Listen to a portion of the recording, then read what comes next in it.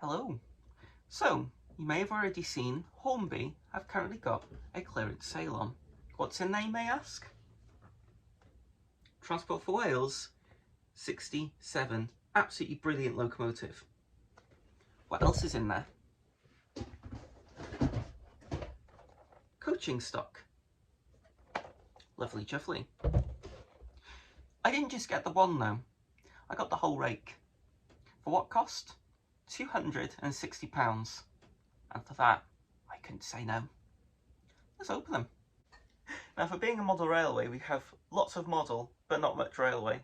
So I've just put down a piece of flex track here. It's a work in progress. So let's get to unboxing this. It is a lovely model, and you can feel the weight of it already. I've seen lots of reviews on it. It's why I bought it, really, because it's not a kind of bargain. Well, it is a bargain, but it's not the naff stuff that's left behind, you know. So hopefully, if I can get this thing open, it'll be quite good. Jeez. Right, detailing pack, what have we got? Well, we've got the normal bits, the kinematic couplings, which aren't fitted from the start, so fit those yourself. Ooh, we've got horrible, horrendous decouplings, and normal ones, which is good. As well as, I'll give you a proper look later, a couple of the snow plows and the extra bits. Brilliant. How am I getting this thing out? Oh! There we go. Roughly on the rails, not really. Let's put this away. So what do we have? That is a nice train. One of the things that I was a little bit worried about when I bought this was the actual logo itself. You can't see that. The actual logo itself. Now, the logo on the real thing is crisp. It's lovely. It's brilliant. On the photos I was seeing was the lines aren't really that good, and yeah. And to be honest, I don't think it's too bad. It's not too bad. I've seen a couple models where the T looks absolutely dreadful, but on here, especially this side, give you a close look there, absolutely brilliant. I can't really fault it. It is quite a hefty model, to be fair. Oh, before reading the literature, this is the day and night switch. You won't be able to see that, I've just realised. So if you want to have nighttime lights or day running lights, you know where to switch them. Okay. So all I'm going to do is I'm just going to test the loco. I do have a controller and everything, but it's buried beneath some suitcase or whatever else is in the attic. So 9 volt it is today.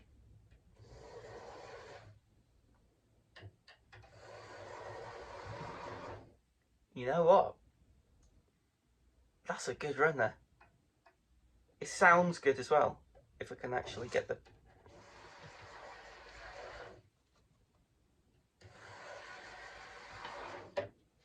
Make sure the lights are working. No? Hello? There we go. Absolutely brilliant. I do want to see what the nighttime lights are like. See how they differ. Not sure if you can see this. Well, it's the first video. Sure, things will be ironed out eventually. Oh, that is nice. Okay, I'm already very impressed. By this. Yeah, no, I think that's really good. I'll add all of the details on a little bit later. I'll just see what's sort of in here more. Yeah, it's a standard thing. You've got Buckeye couplings, you've got the kind of, I don't even know what you call that, sort of the buffer beam, for lack of a better term. Yeah, that looks good. Can't fault it.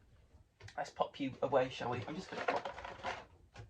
this on the floor. I should probably have a look at the literature. Oh, that wasn't good. We'll ignore that, shall we? Anything to be aware of? Probably not. It's just your standard thing, isn't it? You've got your DCC chipping and everything out here. Screw fitted, which is brilliant. I'll show you show you that. If you can see, yeah. Let you pause to read that. And then on the other side, if I don't throw it about, you'll be able to read that as well, hopefully. If that wasn't upside down, which I probably did put it, but never mind. Standard stuff. There's nothing really here. You can DCC chip this, which I will be doing eventually when I get round to doing that. I'll probably put sound in it as well, because what's a train without sound, you know?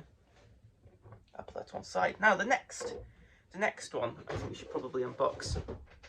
And once I unbox one, I won't go through all of them in such detail. I'll just pick up the normal standard coach here. There we go.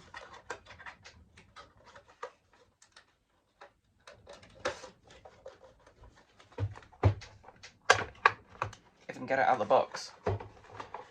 Which may take some time. Oh, there we go.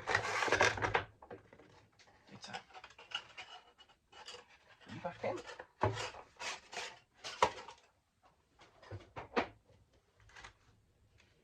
Already, I can't really fault this. It looks quite good. Jesus. There we go. It's already, yeah. So it's a bit of chipping, but it's not. It's just on which is fine. So it's quite nice. You can see straight through. You can see the tables and the chairs, which is absolutely brilliant to see. I love that. Yeah, you got the gangway bits. Oh, kinematic coupling. That's the one thing I forgot to mention as well on the 67. There is kinematic coupling on this as well. That means we can get some hunt couplings or whatever, some close couplings anyway, and we can fit them to this, which is brilliant. I think kinematic couplings are a must-have now, especially when you're looking at close coupling. One of my things I absolutely hate are coaches that are too far apart. I can't stand them. So the close couplings on these will be brilliant. Standard coach, not really much more to say about it. I think we should probably get the DVT out wherever that has gone.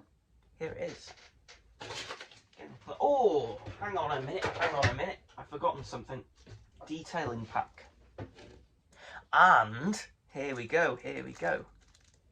In there, I don't know if you can see, probably not, there is a close coupler in there. That's what I'll have. I will take that out, I'll put that close coupler in, and that should look absolutely amazing.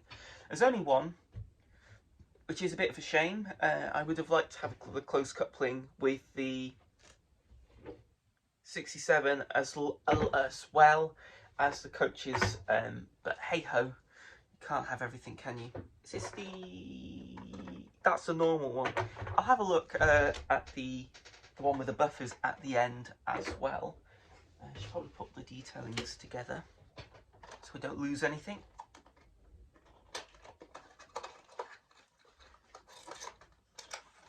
Get this out. That came out much easier that time. Again, pop that down there. Literature. Right, let's read this first, shall we, before jumping straight in. Fairly normal, close couplings and everything else, and DCC chipping. Let you read that. Lovely jubbly. Again, close coupling, and we've got some details in there. I think all pretty much the same, really. What more can you say about a coach? Obviously, this is slightly different. This is the DVT, a driving van trailer. And honestly, that looks really good. I can't really fault that. That does look really good. The Transport for Wales symbol, absolutely impeccable. They're brilliant. They're sort of it's not quite white though, is it? It's sort of a grey colour, which is what the Transport for Wales is. Brilliant. 9-volt battery. I think we can just stick that on there. I don't know if you can see. It's got cab lights as well. I think that might have just been an illusion. Anyway, I should probably put it on the track. I think that will be easier to see than my shaky hands here.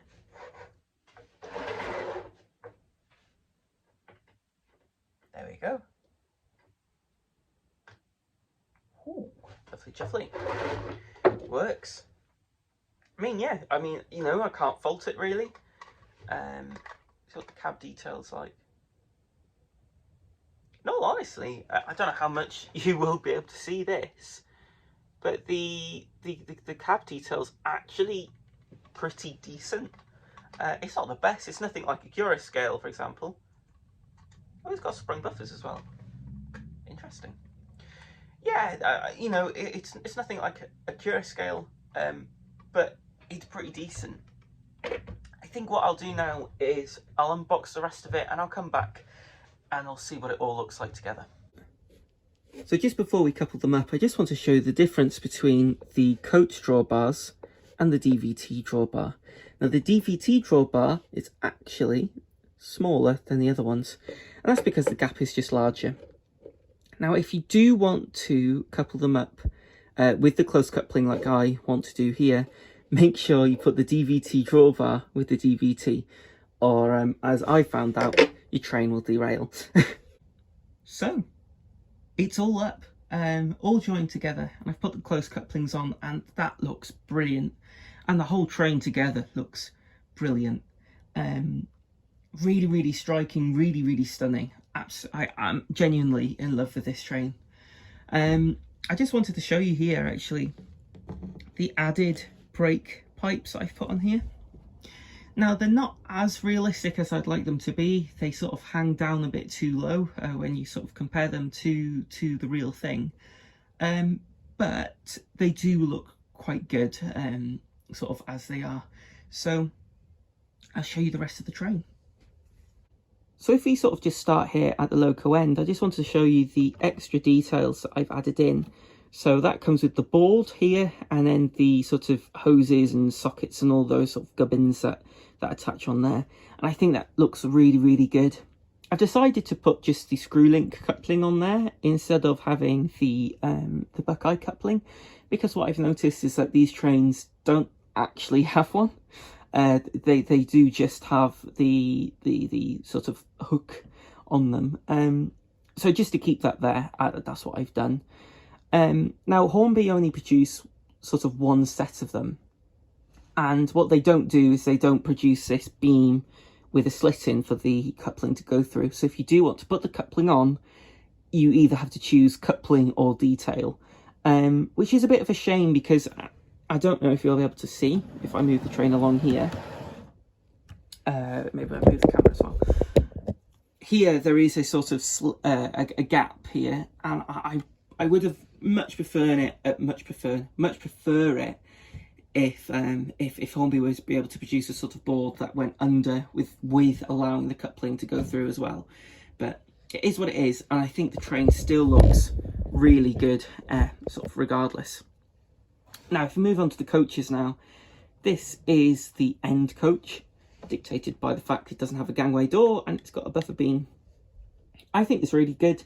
All the coaches are kind of the same, up to the same quality and whatnot, so I won't dwell on them too much. But I think something that is really amazing is the close coupling between the loco and the coach with the close coupling drawbar. Absolutely brilliant, and I think that's a sort of trend down the whole train. The close coupling is really good. I don't think it's as good as Bachmann in my opinion, but it is really, really high-end quality just anyway, so I'm not too worried about that. Right, again, sort of the same thing. This is the kitchen here. Another thing I forgot to mention, the sort of decals, these here, the logos, absolutely brilliant. I can't find a sort of fault on them. There's sort of no blemishes or anything that I can see on the coaches themselves. They are really good. There are a few things that I would like to mention, and I'll mention them at the end of sort of the slight downsides that I found. But there aren't too many, which is really good for this, you know, for Hornby, if you know what I mean. Anyway, the first class coach, brilliant. I think the tint may be a little too much on these coaches. That's sort of the first downside to them, because here it genuinely looks like they've got no seats in, which isn't the case. It does have seats. They're just black behind a very strong black tint, which isn't ideal. I think we're going to run out of track here. Oh no. Yeah, we've run out of track. Just have to move the camera. Now for the next bit. Basically, it's just the same thing. It's the exact same as the end coach, just intermediate. And then you've got the DVT, which we've seen already. Again, really, really nice train, and the whole thing together does look really, really good. And if you can sort of see the close couplings as they go by, you can see just how close they actually are, and that is really, really good. You know, they are almost touching, not quite, but almost touching, which is absolutely brilliant. And then here between the train and loco, we are actually touching buffers, which is really good. Now the buffers on the loco are sprung. They're not sprung for the coach.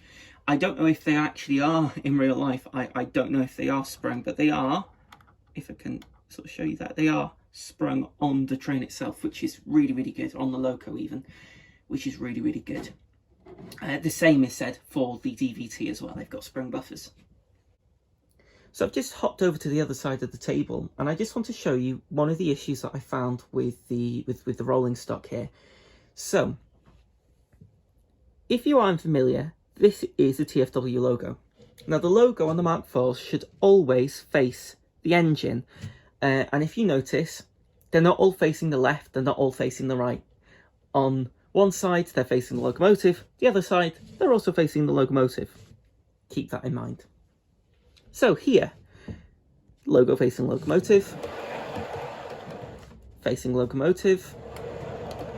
but here it isn't. It's actually facing the DVT. Now I don't know why that is, and when you go over to the other side, it's also facing the right, which would be the right way, obviously. It's facing the locomotive, but on this side it isn't, and it's facing the DVT. I honestly have no idea why that is, but that is the only thing here that I found has been a problem, and it sort of is what it is, but I would have really liked it if Hornby would have done it properly, as it were. And I originally thought that this was just sort of mine, but it isn't. When you actually look at sort of the promotional material, this is the only train that actually has, or the only coach that has the logo on the wrong way around, even in their promotional material. So I've no idea why Hornby have done that. It's a little bit annoying, but it sort of is what it is, I suppose. And then if we go to the other side, without the train running off the track, the logo is facing the locomotive. So again, I've no idea why that is the case, but that is sort of that. I do sort of want to talk about the formation as well, while I'm here. If I sort of let the camera zoom out a little bit, what we have is the locomotive, then we have the sort of the end coach, the one which doesn't have the gangway, then we have the kitchen, then we have the first, then we have the, if I don't make the train roll off the track, then we have the intermediate here, and then we have the DVT. Now what you'll notice is, if I move the camera, is that we have this kind of section here that doesn't follow the pattern at all. That's just the way that Transport for Wales run their stock, and it does look like that. So if you're wondering sort of what formation the coaches go in, this is the correct one. obviously on the other side the logo faces the same way, but never mind. So sort of just to sort of emphasize my point, we have here the logo facing the loco, the logo facing the loco, and then we have the logo facing the loco on this coach, which obviously on the other side was the problem. And then it's the same here as well, and then the DVT, of course. So honestly, I don't know why Hornby have done that. This is the direction that the train is supposed to be facing, or even the logo even. So yeah, I've no idea why that is. So something I've just done here is I've disconnected the DVT and I've disconnected some of the coaches here. And I just want to show you the rolling resistance. So one of the other issues that I kind of have with this is the rolling resistance of the DVT, which, yeah, isn't very good.